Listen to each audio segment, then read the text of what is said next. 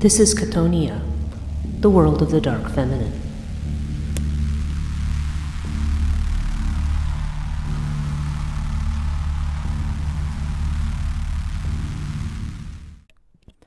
Hello, this is Brigid.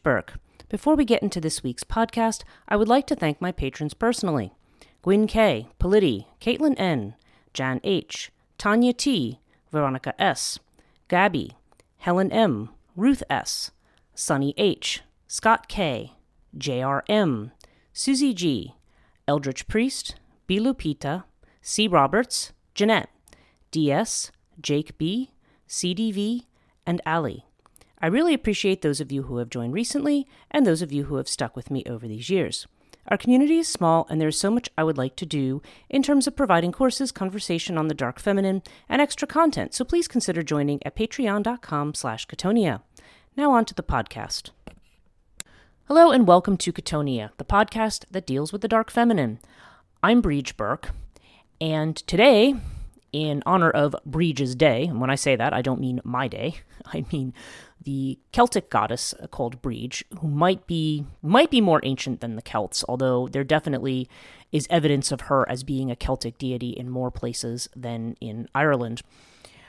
We're going to talk about Brigid, who was an ancient goddess connected to, as far as we can tell, to fire, to smithcraft, so to making things out of metal, basically, and also to poetry. And she was also very strongly associated with protection.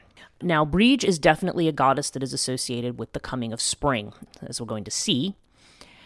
And I feel like she also, at least in the way that her presence has translated over into Britain particularly, she often has this connection with the Roman Minerva or Athena as well. In fact, as I was reading through her entitlements, now obviously my name is Brigid, and I'm actually named for this goddess rather than the saint. People do ask me, people will say, oh, your patron saint is Brigid. And yes, Saint Brigid actually does come from Goddess Brigid, but I'm actually named for Goddess Brigid. So there's definitely a connection between the saint and the ancient figure. And it's notable that when Ireland was Christianized into what they kind of call a form of Celtic Christianity, I remember I spent an entire term studying this at one point in grad school, that when you had certain deities who were of extreme importance, that you find that they were enveloped into the Christian, assimilated really is probably the better word, into the Christian mythology and folklore of the place. So Saint Brigid is, especially by her entitlements, is very, very similar to the goddess Brigid. And we do see Brigid showing up in other places as well. So rather than get ahead of myself on this, what I would like to do on this podcast is kind of lay things out here. And I want to talk first of all about Brigid as she's represented. I'm using Hogan's encyclopedia, what is it called? Myth, Legend, and Romance Encyclopedia of Irish Folk Tradition. So that one I'm going to be using to give the kind of sort of an initial description of Brigid from that standpoint. And then I'm going to look at a couple of other ones, Mythical Ireland. We'll look at the Wikipedia thing and see if there's any additional information. And I want to kind of lay out what's been said about her, what's said about her in the medieval sources, like the Lebor Gawala Erin, which is the Book of Invasions. She's also mentioned in the call Moytura, which is the Battle of Moytura, which is one of the things I talk about with respect to the Morrigan as well, because the Morrigan does make an appearance at this battle, but Brigid is also present here and has her own story connected with this. And she is also associated with the Tuatha, which is the Tuatha De Danann, which is the mythical people, kind of god race of people that we tend to associate now with either the fairy folk. They're the people of the mounds. According to the alleged Irish history, I mean, this is that medieval kind of folk history, that when the Milesians, which are the ancestors of modern humans, came to Ireland, that when they battled it out with the Tuatha, like they ended up kind of splitting Ireland, and the Milesians remained on the surface, and the Tuatha went underneath the mounds. So there's this kind of tension between the Tuatha and humans, and the Milesians, and then of course the humans. The Milesians are said to be ancestors of those from the Iberian Peninsula, so there's a very strong Spanish connection there to Ireland, and indeed there are Spanish, they call Spanish Irish within Ireland.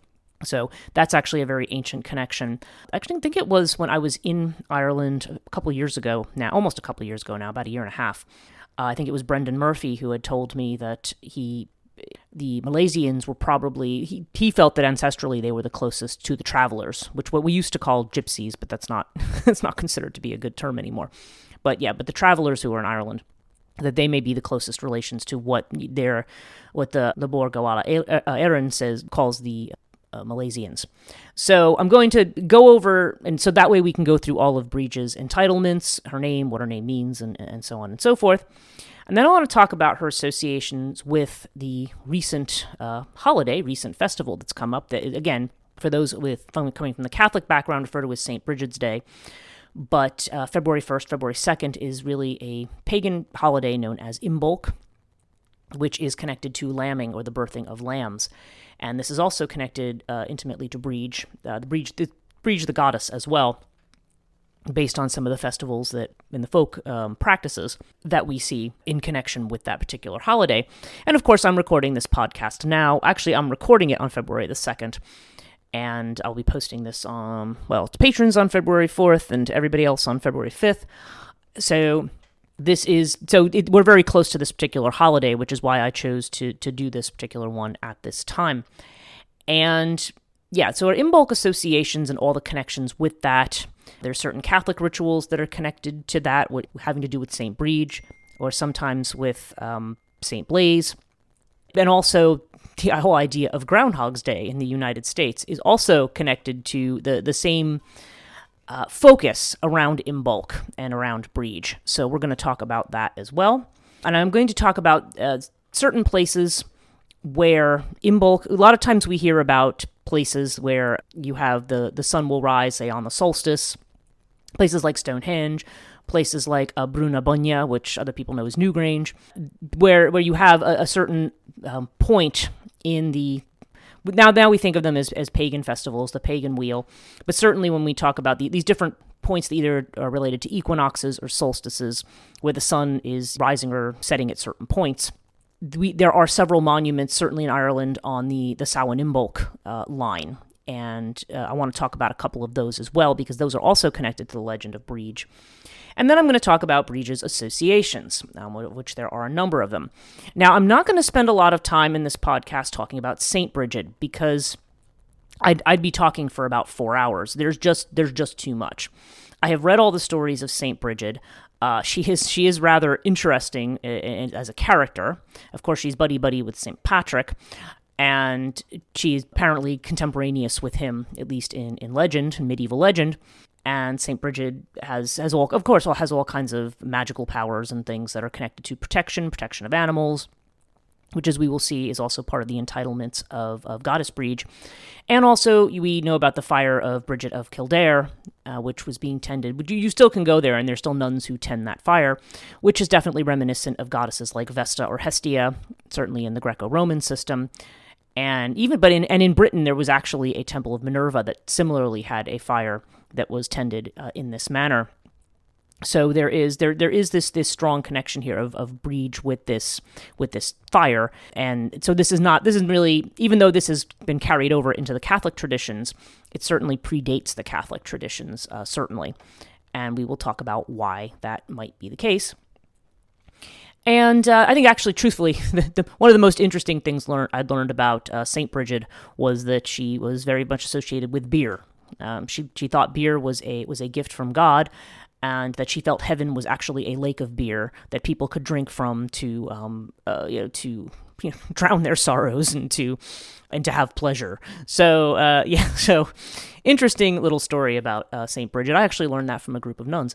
So Saint Brigid certainly has her own interesting stories and entitlements, but because there is so much on the goddess Brigid, I really don't want to. I mean, I'm already doing a series on Christian saints, like Christian mystic saints.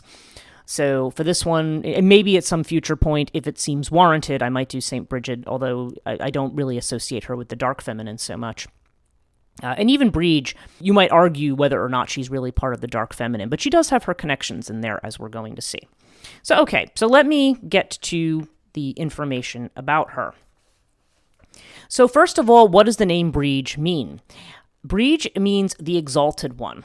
And even Brigantia, which is a very similar title, it also has a very, very similar meaning, like the high one or the exalted one. And the fact that there are said to be three Brigids, okay, that are mentioned, suggests, just like the Morrigan also has a triple form and triple aspect, this suggests that Brigid, like Morrigan, might be a title rather than a name. Because Morrigan is said to mean Great Queen or Phantom Queen, and she has these varying aspects that are connected, Macha, Bave, and Nevin, which are connected with various aspects of having to do with the land, having to do with sovereignty, having to do with war, having to do with poetry recited in war, having to do with the prophecy, particularly like the banshee type thing, foretelling someone's doom. So Morrigan has a lot of associations like that, and again, there should be a book. Little update on the Phantom Queen book for those who have been wondering. I did speak to Jessica Atheon, and we are kind of getting moving on any edits for that, though exactly when the book is going to come out is not determined yet. It's going to be probably later in 2024 at this point, because I think they're just a little delayed on their publishing schedule for a couple of books. So we'll see. We'll see what happens later in the year. But I'm thinking at this point it's going to be either late summer or fall at the earliest for that book. So I'll keep you posted on that. But anyway, that's a digression. When it comes to Brigid, yes, it does seem like Brigid also might be a title. So it's like the exalted one who is associated with these various aspects related to smithcraft poetry and also to fire and to protection. There's this element to her. So I'm going to start with the O'Hogan discussion of her.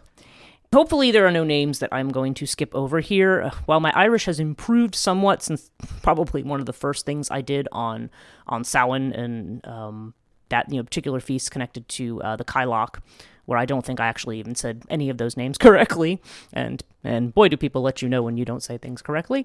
But Irish is a difficult language, as we all know. And again, having spent some time there, my Irish got a bit better, but I still would not say it's anywhere near perfect. So bear with me on that. Okay, so Brigid, mythical lady of the Tuatha De Danann, originally a Celtic goddess. This is from O'Hogan. Her name meant literally the exalted one. The goddess is attested also for the British Celts, who called her Briganti, and it is apparently from her that the tribe called the Brigantes got their name. Branches of this tribe are also evidenced by place names on the continent, and it is therefore likely that the same goddess was worshipped there. She must have indeed been the Gaulish goddess whom Caesar equated with the Roman patroness of arts and crafts, Minerva. A 9th century Irish glossary, Cormac's Glossary, describes Brigid as a poetess and daughter of the Dagda.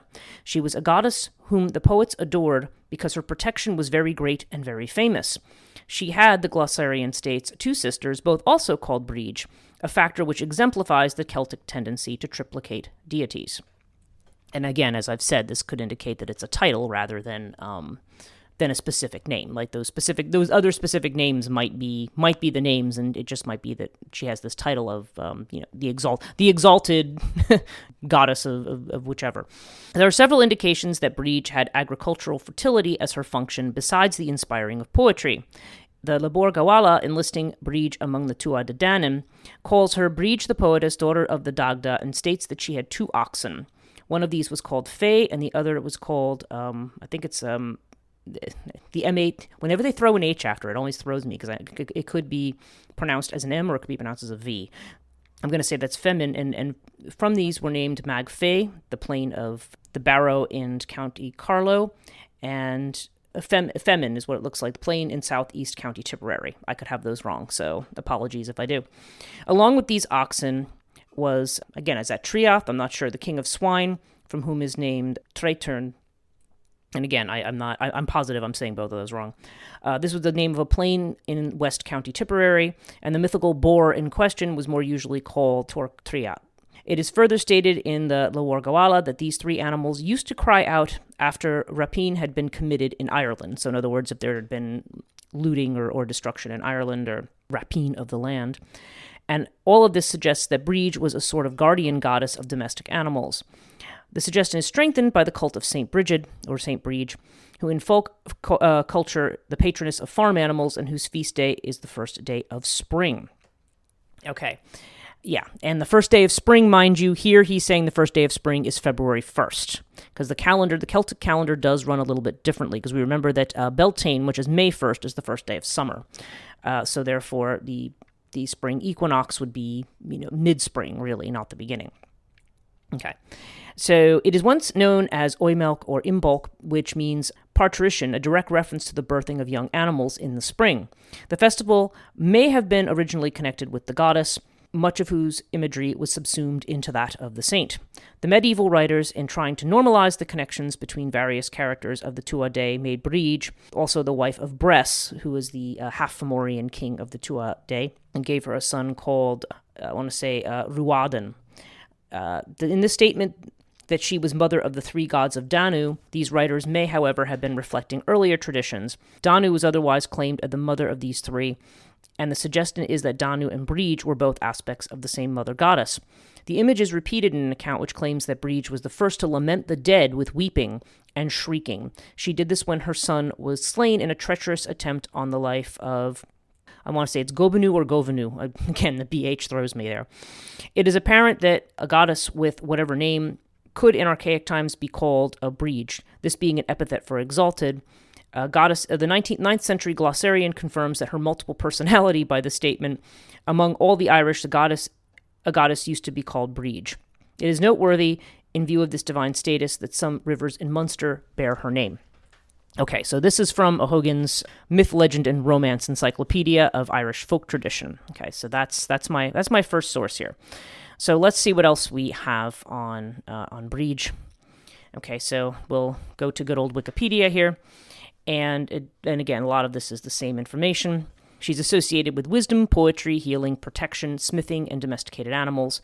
Cormac's Glossary, that's what I was saying, written in the 9th century, the goddess whom poets adored. And her two sisters were Brigid the healer and Brigid the smith. So they don't seem to have specific names. Maybe they do in the Irish, okay? And I don't have the original Irish in front of me here. But they just think that she might be a triple deity. And she's also thought to have relation to the Celtic British goddess, Brigantia. St. Brigid shares many of attributes, and her feast day, the 1st of February, was originally a pagan festival called Imbolc. It's been argued that the saint is a Christianization of the goddess, or that the lore of the goddess was transferred to her. Indeed, if you do read the stories of St. Brigid, I mean, they're these stories that are pretty incredible, and definitely have the suggestion that she is. They're trying to give her the attributes of a pagan goddess, just the way they did of the old gods to St. Patrick or St. Portrayed, because they wanted to kind of show that these fantastical figures who have come to Ireland to bring Christianity have greater powers than the gods, right? Which is debatable, but okay. So here, Wikipedia talks about early Irish literature. So it says, Cormac's Glossary, written by Christian scribes in the 9th century and based on earlier sources, says Brigid was a goddess and daughter of the Dagda. The Dagda, as you will, if you know, it has had many different partners, but certainly one of them was the Morrigan. And the Dagda is a chief figure in the two battles of Moytura, and certainly a leader in the Tuatha Dé Danann. As it describes her as a goddess of poets and woman of wisdom or a sage, who was also famous for her protecting care. It says that Brigid has two sisters, Brigid the physician or woman of healing, and Brigid the smith. It explains that from these, all goddesses in Ireland are called Brigid, suggesting it may have been more of a title than a personal name. Okay, the Lebor Gawala Erin also calls Brigid a poetess and daughter of the Dagda. It says she has two oxen. Yeah, we did that. They're saying Fey and Femin.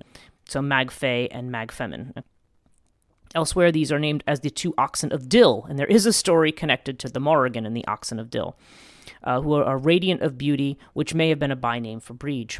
It also says that she possesses the king of boars, again, Tortriac, and the king of weathers, I think it's Kirb, for who the plain of Kirb is named. The animals were said to cry out when plundering was committed in Ireland. In the call Moytura, Brigid is the wife of Bres and bears him a son, Ruadan. His name is cognate to several words in Indo-European languages that means red.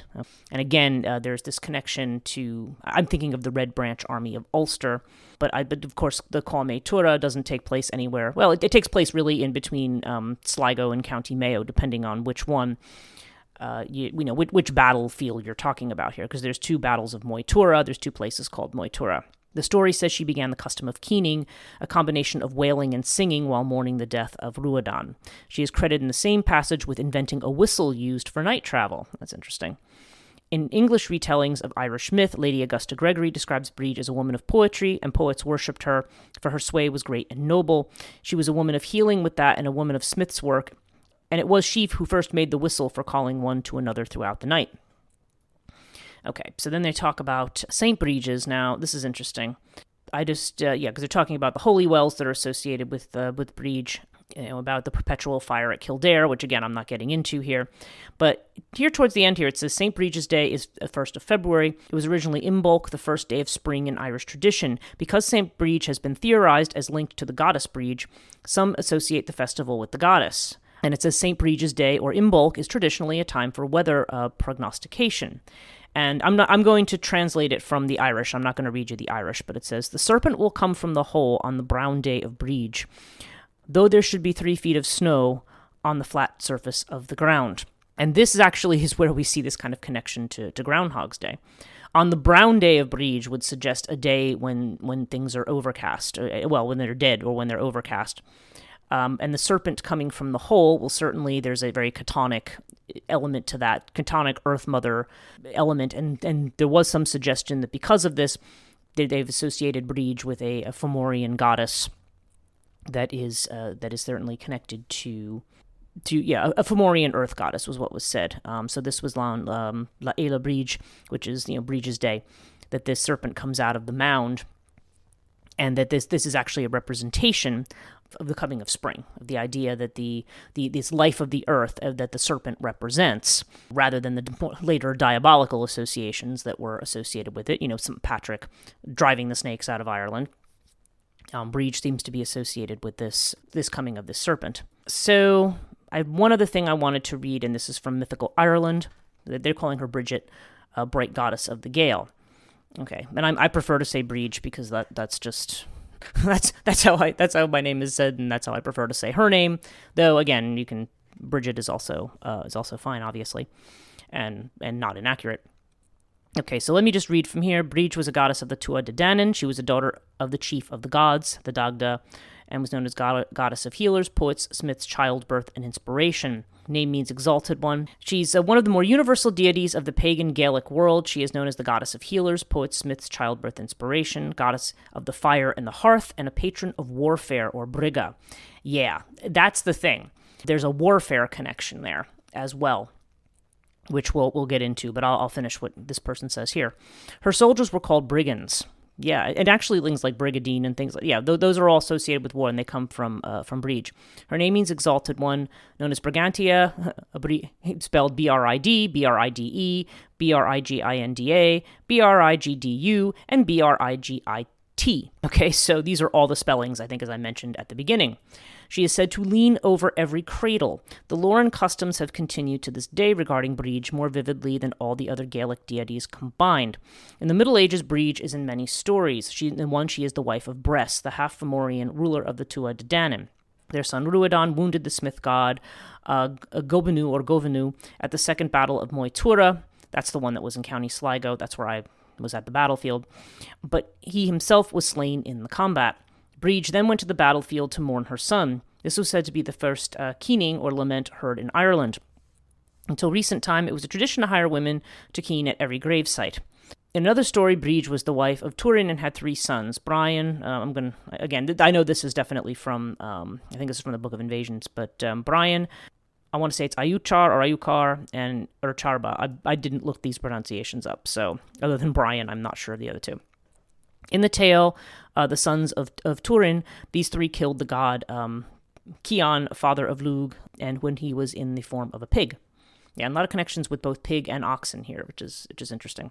And so she was transformed by the church into Saint Brigid about 453 CE. Saint Brigid is known as the patroness of farm work and cattle and protector of the household from fire and calamity. To this day, one of her most common names in Gaelic is the foster mother of Christ. And Saint Brigid was said to be the daughter of Dúdach, a druid who brought her from Ireland to be raised on the Isle of Iona, sometimes called the Druid's Isle. Fascinating link to the traditions of St. Brigid is the fact that a woman called Darlug Daca appears in St. Brigid's community in Kildare as her close companion, sharing Brigid's bed.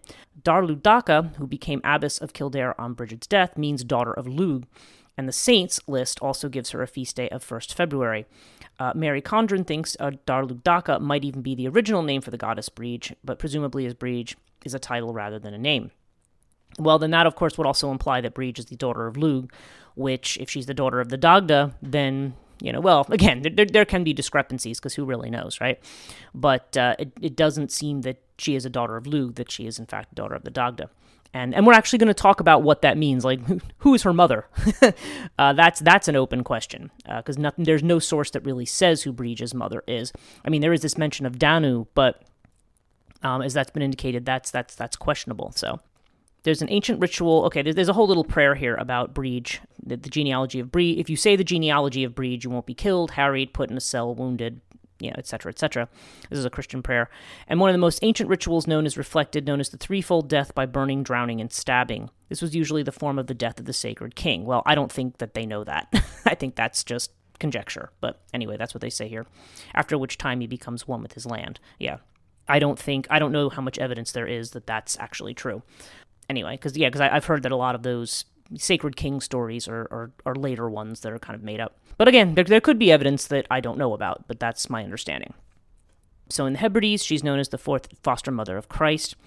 So we're just going to skip over the saintly entitlements here. O'Hogan makes connections between the saint, the goddess, the sun, poetry, cows. Vedic tradition, which and the goddess Boan, an eponym of the river Boyne, who may have been the mother of Brigid, whose name seems to come from Boyne, white cow, she of white cattle, which is cognate with the Sanskrit Govinda. Okay, Govinda being a name for Krishna. Or with actually having to do with cows as well. So the epithet Buadak, which again, I'm not sure if I'm saying correct, victorious, is one commonly applied to Brigid, a national saint in her own right. Brigid has been somewhat overshadowed by Patrick, but variants of her name current for Irish girls, themselves evidence of her enduring importance. And again, they have all the forms of Brigid and Brigid. There's some other old Gaelic names, and I'm not going to actually try to read the Irish names to you. I'm just going to read what they are in English. So Brigid, conception of the waves, Brigid of the immortal host, Brigid of the slim fairy folk, the song sweet or melodious mouthed Brigid, of the tribe of green mantles, Brigid of the harp, Brigid of the sorrowful, Brigid of prophecy, Brigid of pure love, Saint Brigid of the Isles, Brigid of joy, and other names. Tirnanog, the land of eternal youth, is actually this country that has to do with the country of the waves. Okay, so that's referring to this land of youth. Let's see, fairy names respectively mean mountain traveler, greyhound, and seek beyond. Okay, the older Brigid of the west, mother of songs and music, she who breathes in the reed on the wind, the hearts and women's in the mind of poets. Okay, and finally we have here as the Brigid in the sacred flame. It says in her earliest incarnation as Brio Saget, she was called the Flame of Ireland, fiery arrow. She was, and that's interesting because one of the land formations where there's supposed to be light that appears at a certain time in one of these things associated with Imbolc, one of these light appearances actually looks like it's in the form of an arrow, like a fiery arrow. It says, okay, so she was a goddess of the forge as well, reflecting on her fire aspect. Legend says that when she was born, a tower of flame reaching from the top of her head to the heavens. Her birth, which took place at sunrise, is rumored to have given the family house the appearance of being on fire. Okay, so this is the saint. Yeah, there's this idea of virgin daughters of the fire, which again, a very strong connection to Hestia. Yeah, and household fire is sacred to Brigid, so of course, yeah, there's that connection as well.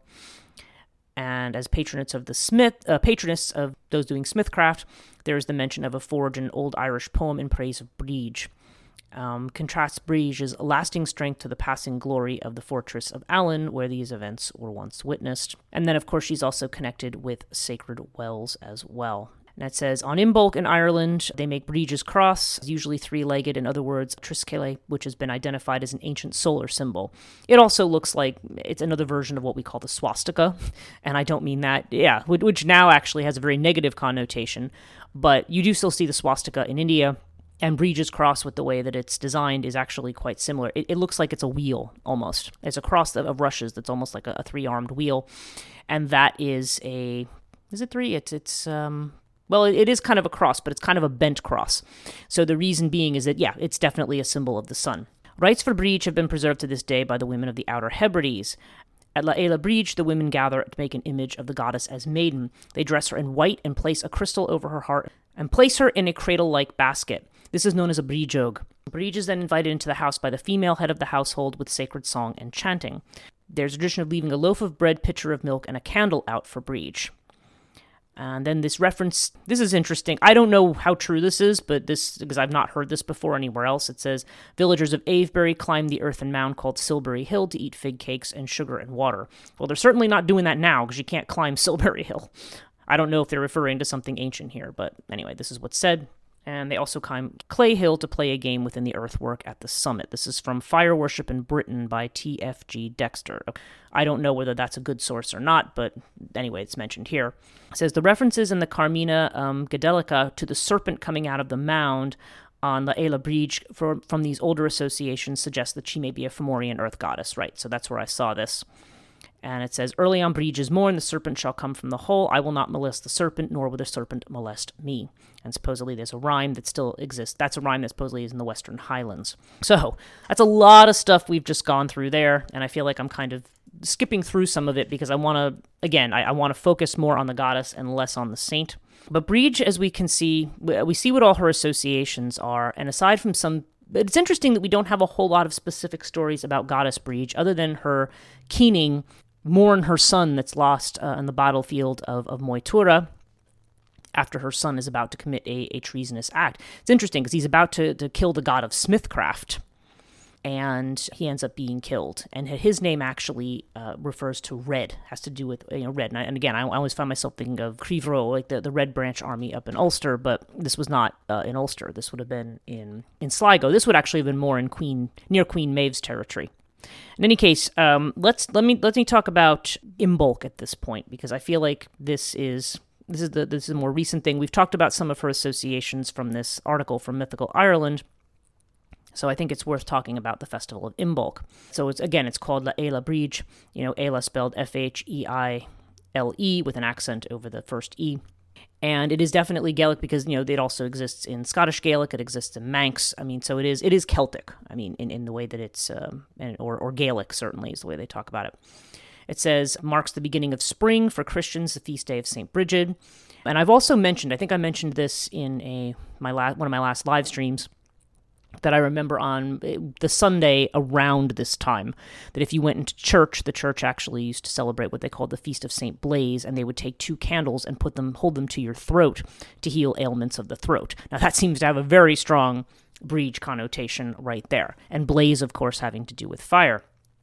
So that's another thing that I know certainly it was done when I was a child. I have obviously not been to church in many, many years, so I don't know if they still do it, but that was certainly something that was done. Yeah, it says the traditional date is the 1st of February, about halfway between the winter solstice and spring equinox. Yeah, that's why here it's referred to as midwinter. Historically, its traditions were observed throughout Ireland, Scotland, the Isle of Man, and it's one of the 4 Gaelic seasonal festivals, along with Beltane, Lunasa, and Samhain. And it's mentioned in early Irish literature. Some evidence suggests it was an important date in ancient times. They said it was originally a pagan festival, or it's been suggested that it was a pagan festival associated with the lambing season and the goddess Brigid. So the traditions have included weaving Brigid's crosses hung over doors and windows to protect against fire, illness, and evil spirits. Okay, so this is, and you do still see pagans doing this nowadays as well. I actually have 2 Brigid's crosses downstairs. One was gifted to me, and one I actually made. So, in recent century, its traditions have included weaving Brigid's crosses. Okay, as I mentioned, people also made a doll of Brigid, a brijog, which was paraded around the community by girls, sometimes accompanied by straw boys. Brigid was said to visit one's home on St. Brigid's Eve. To receive her blessings, people would make a bed for Brigid, leave her food and drink, and set items of clothing outside for her to bless. Holy wells would be visited, a special meal would be had, and the day was traditionally linked with weather lore. As we'd mentioned with what we've translated into Groundhog's Day. With them, it has to do with a serpent coming out of a mound. Here, it has to do with groundhogs coming out and whether they see their shadows or not. And if they don't, of course, then there's a sign that is going to be a sign of an early spring. Whereas if they do see their shadow, then it means that there's going to be 6 more weeks of winter. I'm not really entirely sure why this is.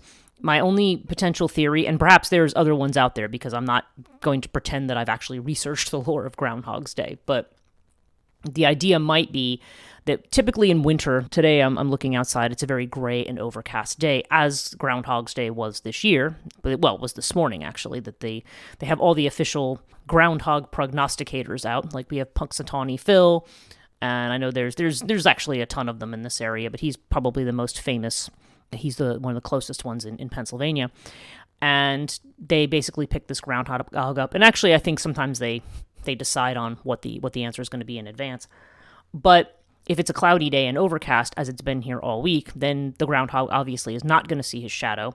And typically when you have these kinds of overcast days, while not always, these are the days that are warmer, generally speaking, because the clouds almost have kind of like an insulating layer between the earth and, even though the sun is rising and you'd think the sunlight would warm things up, when we have really Arctic cold days where the chill really comes in, those are very, very clear days. There's no clouds there's no barriers there. It's like when it's very, very clear, it's also very crisp and very cold. So those are the conditions in which things tend to freeze. When we have freezing cold days, like here, when we have wind chills that I think overseas people are starting to experience them in places like Britain and Ireland, but they're not typical there. Here we might get to what would be like anywhere from -12 to -20 centigrade might be normal here on a very, very cold Arctic day, and you will not see clouds on those days, or you'll see very few. So that might have something to do with it. The fact that the cloud cover is warming things up, and therefore maybe that's a sign of an early spring. I'm guessing at that. I don't know, but until I can read the actual folklore on it, that would be my best guess. So just looking at origins and etymology of Imbolc, Ronald Hutton argues that the festival must have pre-Christian origins. Some argue that Imbolc was significant in Ireland since the Neolithic. A few passage tombs in Ireland are aligned with the sunrise around the times of Imbolc and Samhain. These include the Mound of the Hostages, which is on the hill of Tara in northeast Ireland, and Cairn El at Slieve na Cailleach. And although somebody argues, well, this is just a product of chance because there's very few of them. The one that they don't mention here is one that I've actually been to. This is in Carrowmore, which is in County Sligo. And when you are on Carrowmore, which is where the burial, it's a megalithic site. I forget how many tombs are there. I want to say 23 or 24. There might even be more. But there's some huge cairns there. And when I was visiting Sligo I want to say it was 2019. It was September of 2019. I had taken a trip out to Carrowmore. One of the things I was told by one of the guides there was they kind of stood at the top of one of the cairns and they pointed out to the Ballygawley Mountains. And they had said, okay, if you look out there, they connected it certainly to Goddess Brigid. And I found something on Heritage Ireland that I will read to you about this. It says, I think it's called Listakill, is it's sort of the original site out by Carrowmore. It says, when the sun rises in alignment with the central chamber of Carrowmore, it appears cupped in a natural saddle in the Ballygawley Mountains, 6 kilometers away. Then over the course of winter, after departing this natural hollow, the position of sunrise edges south as the days shorten. It crosses 4 rounded hills, each with a cairn on its summit. And let's see if I can say these correctly. Agamor Far, Slieve Dain, Slieve Dargan, and Taich Cailleach Abera, the House of the Winter Hag. The profile of the hills in folklore is visualized as the hag herself in repose with her head to the right. The arrival of sunrise to the top of the quote-unquote head of the Cailleach marks a standstill. The sun rises in virtually the same position for nearly 2 weeks as the season turns, and the solstice is with us. The following week see the position of sunrise traveling back across the reclining witch, and on the 10th of February, the saddle again becomes the setting for the alignment event with Listakill. So it's almost like there's this hag head, or this witch's head, as they call it, that can be seen from the central Carrowmore chamber over on the Ballygawley Mountains, and the sunlight moves from this saddle to the top of what they call this hag's head, which they associate with the Cailleach Abera, who has to do with the winter. And as this light moves, and then it moves eventually back to the saddle again, and that happens around February 10th is probably closer to like what you might think of as an astronomical Imbolc. So there's definitely this connection to the winter hag, and as I was told, I'm not seeing this written here, but I've told there was a story about the idea of Brigid being a captive of the Cailleach throughout the winter, and at this point, Brigid being freed. Okay, and now whether she frees herself of her own accord, I forget. There is a story about the Kyloch and how Brigid escapes from the Kyloch. But in any case, this is her re-emergence. And the re-emergence of Brigid, who is obviously a goddess of fire, so associated with the hearth, with warmth. Hearth goddesses are typically... I mean, certainly if you go back to, if I look at Greco-Roman times and the importance of the hearth that had to be maintained not only within the household, but certainly in Rome, like there was like a city hearth, like the Temple of Vesta, you had to have the hearth maintained. And interestingly, those girls all had to be virgins who maintained it. You've heard about the Vestal virgins, right? This is that dynamic of this hearth that has to be maintained. And the virginal aspect I don't know if it's connected to ideas connected with springtime or connected with these times that are pre-fertility times. Like we think of a time like Beltane as being summer, and we associate these more with fertility and perhaps with marriage and things like that. There also may have been an association here with the idea of spring. And in spring, one is still growing, one is still young, a maiden, still virginal. You know what I mean? It's kind of idea of the core, right, of the young girl who's not yet a woman. So that may be because of you. Maybe it's possible. Again, I don't have proof of this, but it could potentially make sense that the spring connection may be connected to the idea that that's why the tenders of this fire are virginal. So you have this idea of this central fire. And within a community, that fire is central to your survival, especially in winter. It allows you to cook things, perhaps that you have saved or stored up from the harvest. It keeps you warm against the cold, because obviously, if your fire goes out, you're going to freeze to death. And also on Brigid's Day, you're representing this kind of turning point with the sun. I remember Alexei Kondrativ, when I had taken his class on Celtic traditions a long time ago. Gosh, I think it's probably in the 90s that I took it. It was a long time, because he's been dead for quite a long time. But when I had taken his class, I remember him talking about the idea that the farmhands who went out to tend the animals in the morning, certainly during the winter time, because you would start that kind of a process very, very early. You might go out at 5 a.m. or something like that, or maybe even earlier to tend to the animals. So the farmhands that would go out, they would have a candle, and they would go out with their candle to tend to the animals. But it was said that on Brigid's Day, the candle was, again, this idea of fire, candles, light.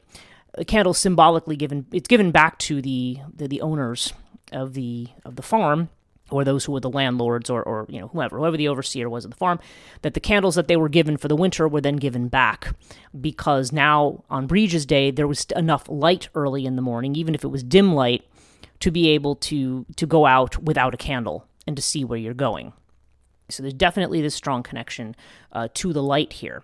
Really, it's not surprising that Brigid would be considered exalted, and that because there's this definite connection to survival here. Fire as a mode of survival. I mean, as we know, fire can be destructive and fire can be creative in a way, or fire can represent inspiration, hence perhaps the connection with poetry, which we'll talk about in a moment. And also with smithcraft, because if you're going to be forging things out of metal, you need fire for that, right? All of the things that allow people to live and to in their communities and to do their basic day-to-day things, or to defend themselves in battle, because obviously smithcraft would have to do with weapon making too as well. And this would be particularly with weapon making. So there's this idea, and so again, that's also why I'm not surprised that Brigid is associated with warcraft as well. Now, I've made some notes to myself here. Yeah, the fact that Minerva, certainly in Britain, was also connected to an eternal flame of sorts, or a sacred fire that had to be tended, which was not the case in Rome. Like I said, where Vesta would have been the goddess associated with that. Nonetheless, Minerva, like Athena, is associated with smithcraft and also with war. So she's associated with this making of things, with this technology, something very mercurial about her, because Mercury, the planet Mercury, we see astrologically is associated with technology and making things and communications and so forth. So we're dealing with words, the making of poetry, and we're also dealing with the making of weaponry.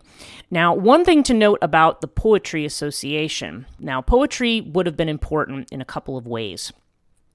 One has to do with, obviously, recording history. Like if there was an oral history that was being recorded, if the Celts were anything like their, the Mediterranean counterparts, the bard is typically somebody who recites and sings a poem that talks about the community, right? It's basically telling the history of that particular tribe, or the important battles or the important events that take place within a particular community or history of a people, right? The bard is the key to immortality, because the bard is the one who remembers the past by continually re-singing the memory. But as we know, a lot of these bards, they did things from memory. We only know about epic poems or bardic poems that are written down, again, say things very famous like the Iliad and the Odyssey, which are surprisingly complete, but also probably have been changed by different people over the times, because they have different ways of remembering the song. But ultimately, that would have been something completely memorized and sung by the bard. So poetry, so the idea of Brigid as an inspiration, almost like a muse of poetry, that would have been very important from that perspective, from the idea of preserving. It's a kind of immortality in a culture that may or may not have believed in the survival of the soul after death. I think there was some kind of an element of that in Irish folklore, but nonetheless, when you talk about archaic ideas of death, they're not like our modern ideas of heaven and hell and things like that. Yeah, so there's this connection to the way in which the singing of the bard not only preserves creates an immortality for these heroic individuals, and also perhaps for the tribe itself, okay, or the history of that people. Now, the other way in which poetry is used is in battle, because frequently what the Celts would do is there would be somebody on the battlefield, and oftentimes this person was actually associated with the Morrigan in one of her forms, would be singing these songs that would encourage the men in battle. They were like these battle poems, and there's lots of them that are recalled, but it would be like standing there and saying to fight because your ancestor was this person, and they did these great deeds, and so on and so forth. Like there'd be these poems that were there to inflame and encourage the army against their opponents, by reminding them of their noble heritage or the valor that was displayed by them and by their ancestors, right? So this was done as a means of egging people on in battle. This is a common practice. And so this would also, and this also in a weird way connects Brigid to the Morrigan, because I found myself kind of looking at the crossovers between the two. Now, obviously, they're not the same deity at all.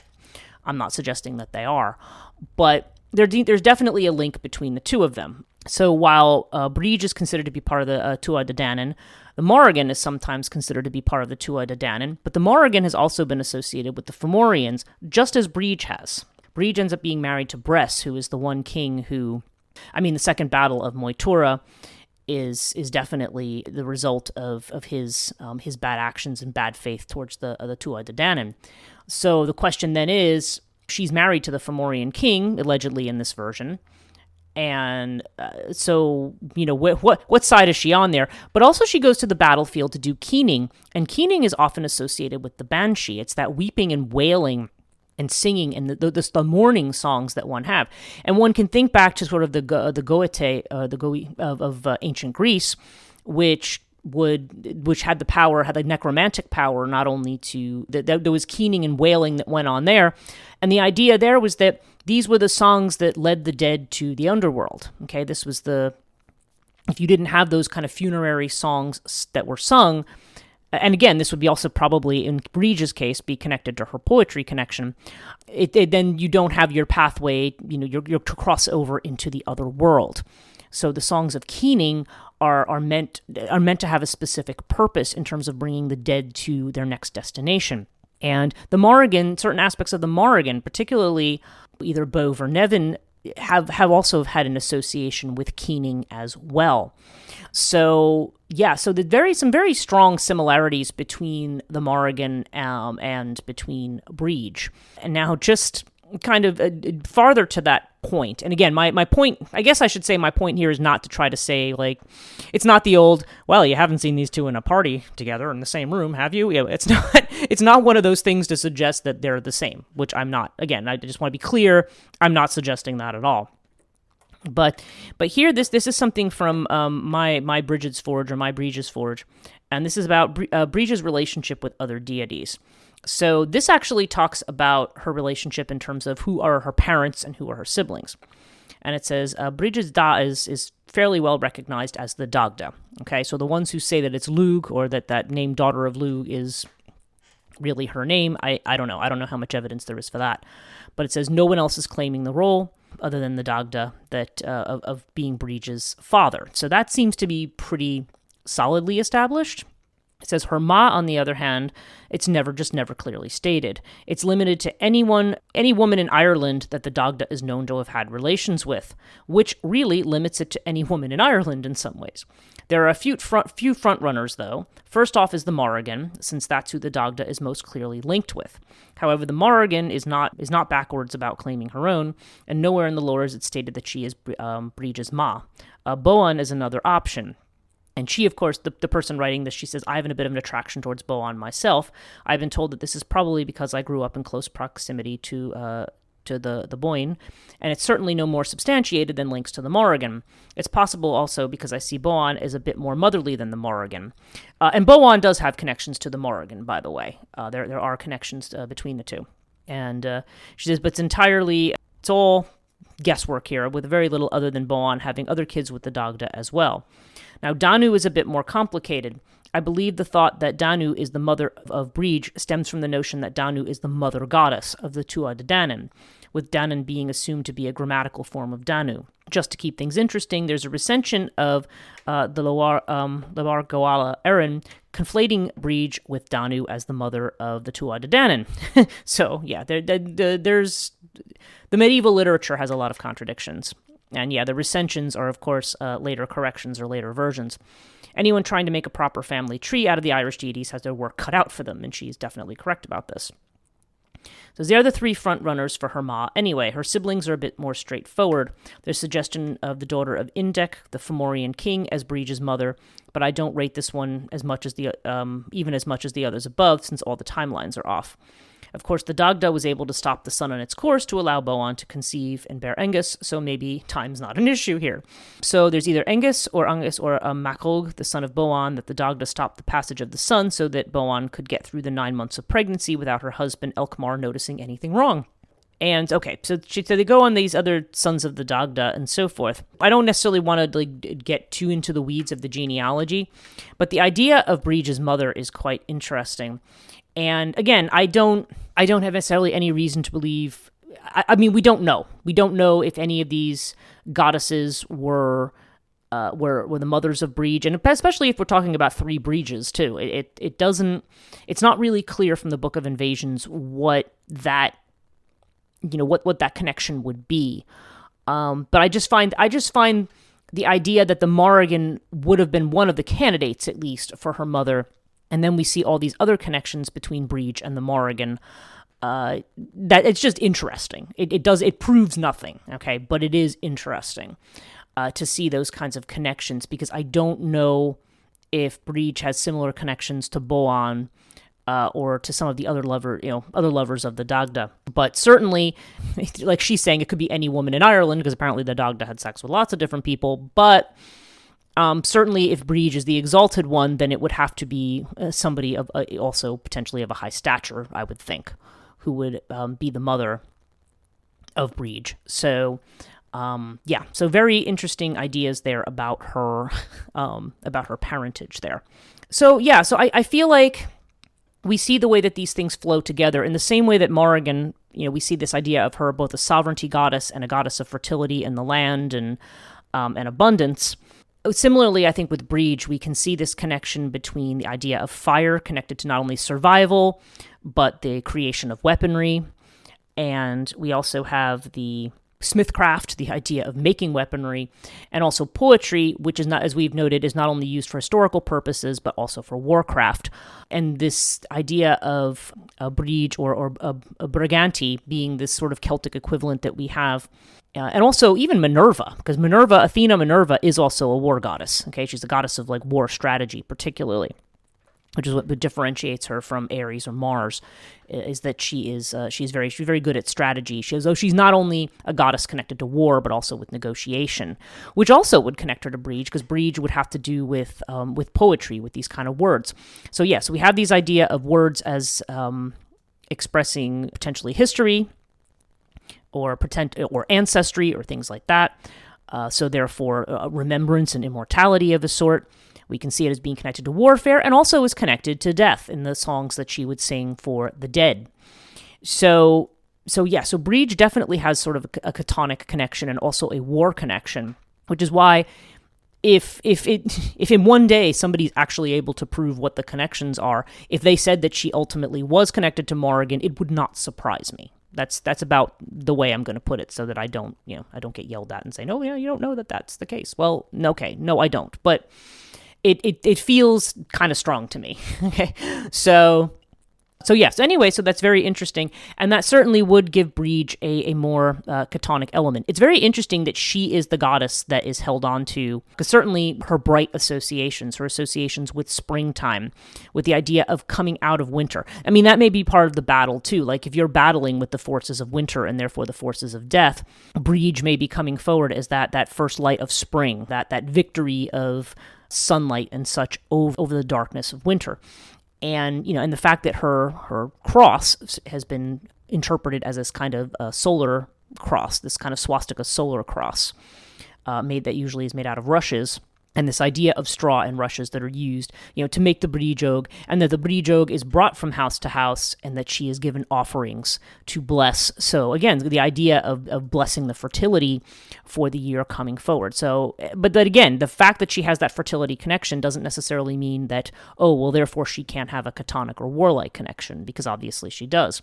And there's this idea of protecting animals, and also protecting sovereignty, too, because if she's a goddess and her animals, which are the oxen and the swine, are cry out when Ireland is being looted or plundered, then that's about warning the Irish about maintaining their sovereignty, about trying to protect their sovereignty. So she may, while the Morrigan may be more about awarding sovereignty, Brigid seems to be about defending it. Gives her almost a Vishnu type role, if you want to compare it to Hindu mythology. There's the creator of it, and then there's the creator and there's destroyer. But then she seems to be sort of this preserver. And I think that's where her role comes in. Certainly through the darkness of winter, there's always worry about survival, because nothing grows during that time. But then she would represent the idea that no, things are going to become fertile again. And she represents that kind of early period. Perhaps you might even compare it to the time in which, a child is born and then grows up to a point where the child is going to survive. But they would still be a child. They would not yet be an adult, or if we're talking fertility, not a fully sexual being yet, which might be there's that other association with virginity, which St. Brigid is certainly very closely connected to as well. But I don't know. Those are a lot of just speculations. So this is just me making associations based on other mythologies and other ways in which these festivals seem to connect up with these concepts. So lots on Brigid here. A very interesting character. And as we can see, like, again, I just feel like, I don't know if my summary statement here is going to be Brigid is quite similar to Morrigan, although I would not claim that they're the same. The idea that the two of them would be related to each other or have a important connection to each other, I would completely say, I would conclude that myself from looking at this and from what I've researched about Morrigan on her own. So I don't know. So Brigid is certainly, and I think I mentioned that particularly because I can see the Morrigan as a very highly Chthonic deity. And her connection to Brigid also gives Brigid this kind of Chthonic association as well, even though Brigid is not fully considered to be a Chthonic goddess. Indeed, the Morrigan is somebody who ends up being kind of vilified in the medieval literature by a lot of the writers. She's hateful and odious to them.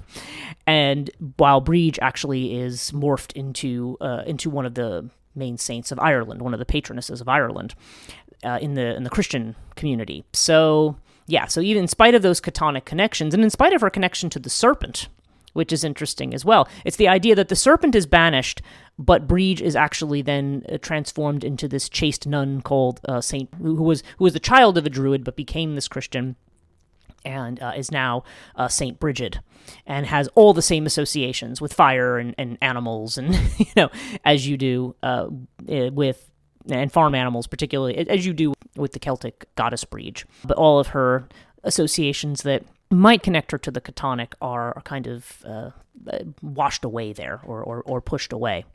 So interesting figure there. Was kind of a little fun divergence from those who are just very strictly and obviously Chthonic in nature. I want to thank you very much for listening. I want to thank my patrons once again. I always thank my patrons at the beginning of the episode. If you do want to see more of my content, I'm now in February. I say this a lot, but I'm always overwhelmed with so many things going on. I'm in the process of overhauling 2 websites right now, and trying to get some more material published, and a whole lot of other stuff this month connected to both Chthonia and to my mentoring business, my coaching business. And I'm also looking to revamp Scholars of the Borderland, which is my school, and make it available on a different platform. So yeah, this is going to be, February and March are going to be big months of upheaval for me. But anyway, you can, in the meantime, do check out Chthonia.net. You can at least see what's there right now. And I do have the latest, all the podcast episodes there as well through the Spreaker player that is embedded in there. And I also, if you want to follow my Patreon is it's patreon.com/Chthonia. So definitely consider checking that out if you would like to support this podcast and the general work of Chthonia. My social media is Chthonia Podcast, one word on IG and X, and 2 words on Facebook. Although I do, and YouTube, if you're watching this on YouTube, it's usually just Chthonia. It does show up as Chthonia Podcast now, I think, as well, as one word. But I'm also on YouTube in that way as well. So if you're listening to the audio of this, there's a video version that is available as well. Thank you so much for listening, and I will see you in the next episode.